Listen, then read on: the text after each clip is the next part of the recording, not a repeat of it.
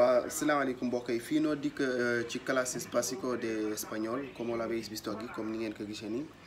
ya todo está bien claro acá.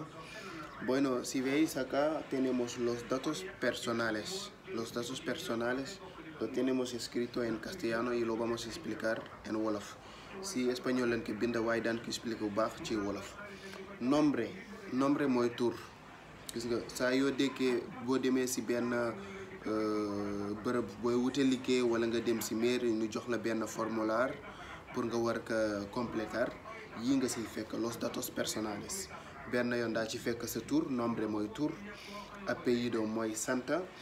segundo apellido mooy deuxième santa, primer apellido mooy sa santa bu njëkk, edad mooy at mi sa at, sexo mooy góor nga wala jigéen nga, lugar de nacimiento mooy bërëb bi nga juddoo wala place bi nga juddoo, fecha de nacimiento mooy date bi nga juddoo, direction mooy sa adresse. bu ñëwee si fii código postal adresse bi dina am código postal la ko espagnol di wax código postal 5 numéro lay nekk fii si espagnol si Espagne Barcelone 5 numéro la gis nga boo gisee código postal bu Barcelona mooy 08028 mooy la ciudad saa yoo ko gisee ciudad mooy dëkk bu mag ciudad booy ne ciudad Barcelona man nga def tamit Madrid wala Sevilla wala Valencia wala local mooy local bi nga dëkk ci ciudad bi kon yo vivo en Barcelona en local donde estoy viviendo fi ma dëkk ci Barcelona mooy Les Corts la dëkk ci Barcelona bu ñëwee ci fii el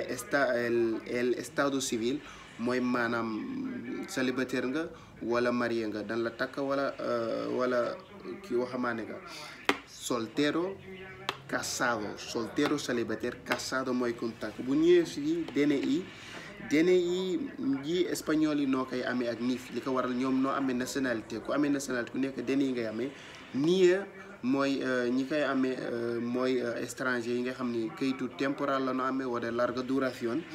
bu ñëwee si fii numéro de téléfono da ngay bind sa numéro de téléfono y nacionalidad nga def ban nationalité daan nga mauritaniano. Tienes hijo o no tienes hijo o hija am nga doom bu góor wala doom bu jigéen yii mooy formulaire léegi nu ñëw ci explicación el nombre Gianni fii yow yaay def tur bu la neex aquí tienes que poner el nombre que tú quieres. Apellido pones el segundo apellido si tienes el primer apellido lo pones